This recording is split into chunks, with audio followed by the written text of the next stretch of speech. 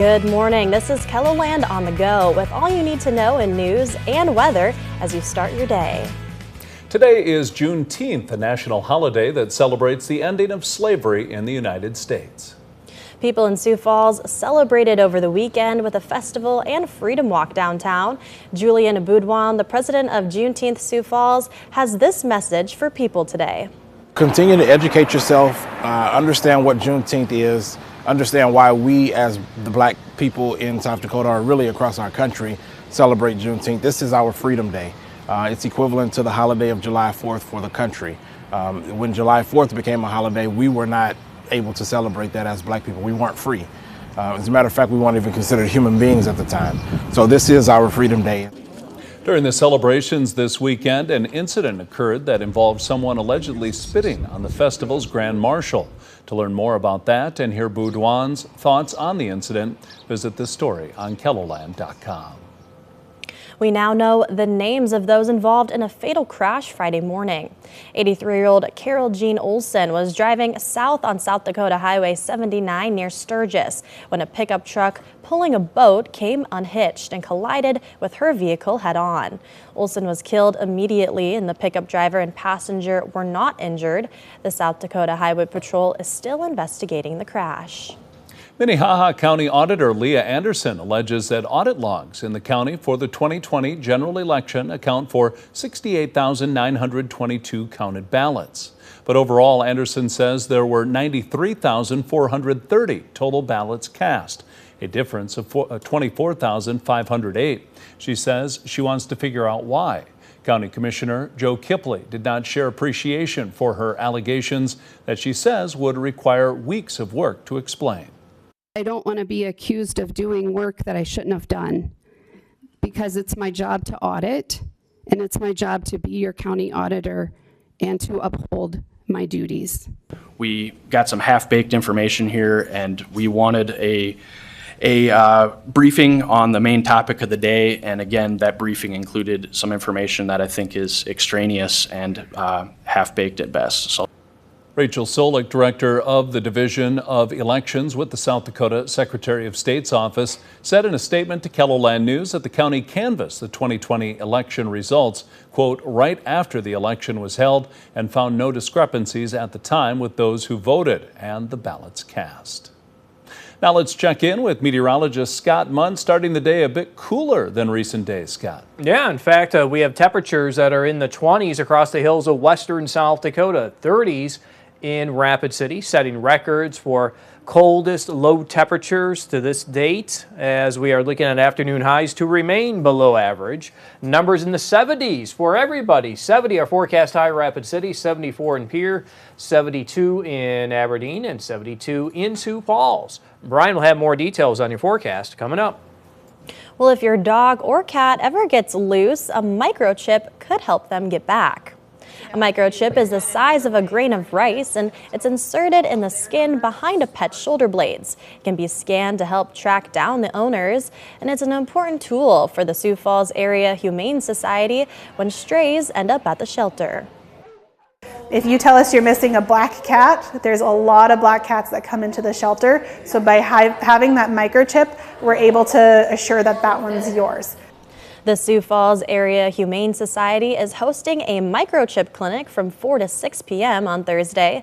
The first 50 microchips are free thanks to a sponsor, and after that, it's $20 per microchip. The Toy Lending Library of South Dakota and Kids Stop are teaming up for a yard sale in Sioux Falls. The event is this Friday at the First United Methodist Church in the parking lot and will offer a large assortment of toys, clothing, and household items for a free will donation. The money raised will benefit the two local nonprofits. We have close to 70 kids in our summer program, and we usually have between 90 and 100 in our fall winter program. So it'll basically provide care for those kids. Our biggest need is support for operations. We have very detailed process that go on into making the beautiful toy boxes, making sure they're clean and sanitized. And we need the people that knows how to do it to be here and do that for us. The yard sale runs from 9 to 4:30 this Friday at the First United Methodist Church. If the weather does not cooperate and they're forced to postpone, the event will be held Friday, June 28th. The Minnesota Vikings hosted a girls' flag football camp in Sioux Falls yesterday.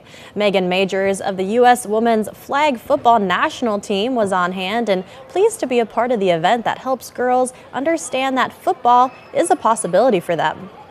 I haven't really seen too many of these clinics just for girls at this age, at this size, and this is amazing. I think the exposure, just being able to compete with other girls from around, I think that's very huge, because I don't think not all the schools have opted in. The Vikings partnered with South Dakota Junior Football for the event, who will offer its third year of girls flag football this fall.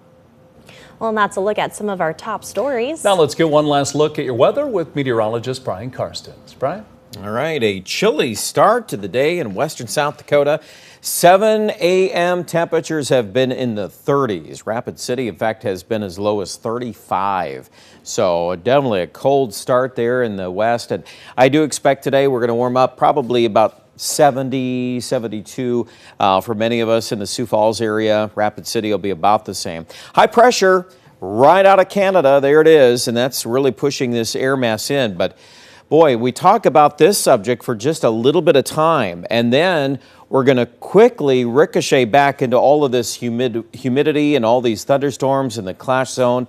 Here's a look at this evening. We expect thunderstorms to develop in Nebraska. Now, of course, key to this forecast is the placement of these training lines of thunderstorms coming up from the Cornhusker State. But it looks like this is probably going to take aim at Sioux Falls. We're thinking if you draw a line from maybe North Platte, Nebraska or Grand Island, and then you draw it diagonally through Yankton and Sioux Falls to Marshall, that's probably your axis of heaviest rain tonight. And again, there will be at least an inch, probably a couple of inches with a few of these thunderstorms, maybe a little more. So keep watching the forecast. That's the first round we got to get through. Now, there is a little bit of a decrease on this outlook here by the afternoon hours. So I do think we can probably carve out some drier periods. But Friday morning, or at least Thursday night into Friday morning, same thing. We're going to erupt more thunderstorms in the same area. And then we'll try to recover Friday afternoon. And this round coming up Friday night could be associated with some severe weather, but also locally heavy rainfall. Can we clear this out for the weekend? Well, probably a little better shot at some clearing for Saturday night into Sunday. So that's kind of how we're thinking things will stack up here in the storm center, and obviously we'll have more details as we go along here. How about this rain forecast? This is a look at tonight and basically about the first half of tomorrow. You notice where the alignment is. It goes right up there from northeast Nebraska, up through Sioux Falls and up into southwest Minnesota. Again, that'll be a good gauge on what we're dealing with the next couple of days, because if we get more than an inch or two, that would not be a good sign, but that's kind of how I'd hold tonight. If you want to compare that to the other modeling here, well, all the models are about, basically that 2 to 5 inch range in much of eastern and southeastern KELOLAND. Not just tonight, but you got to add up the next 3 rounds of rain. And again, those forecasts have been out there. You can stack all 3 of those, the Canadian, the American, and the European. It's all the same thing. Oh, and by the way, too, the Weather Prediction Center, so think of this on the national level. They put out a rain forecast. They agree. It's basically all of this water here in the southeast. So we got to get through that. Friday could be a little severe weather. We've got time to kind of sort through that. Again, that would be the heating of the day there on Friday afternoon with all that humidity, and see if those storms cross severe limits. Today, we're not going to worry about most of South Dakota without really that lack of deep moisture. We're just in the 70s. We got some partial sunshine. Any showers that develop are primarily down toward Yankton or maybe a little south. Tonight, that area of rain, as I just talked about, expanding in the southeast. And then tomorrow, scattered showers and thunderstorms will be around. Hopefully a few breaks in there so we can get those numbers in the upper 70s in Yankton, but still not very warm in the west, upper 60s and low 70s. Friday looks much warmer. Again, it's nocturnal development of storms we're most concerned about there, and that chance is still pretty high for rain chances Saturday morning. Beyond that, then we get into maybe a little spot where we can dry out. Saturday night or Sunday, Monday. Can we keep that going to Tuesday? Maybe not. There's another system on the Day 7 forecast. However, it is much warmer, so we're going to start to crank up this evaporation, and we're going to start getting some higher dew points as well as a result. Aberdeen, you've got a good chance of rain. Again, your heaviest rains are probably south of Aberdeen, but keep watching the forecast. It's still unsettled. Here in Rapid City, we'll also deal with showers and thunderstorm chances starting tonight and tomorrow and lasting through Saturday. One big thing about Rapid City, notice the Day 6 temperature in the 90s. Almost hot there. In fact, it is hot. We'll have more details with that coming up later today here on KELOLAND News.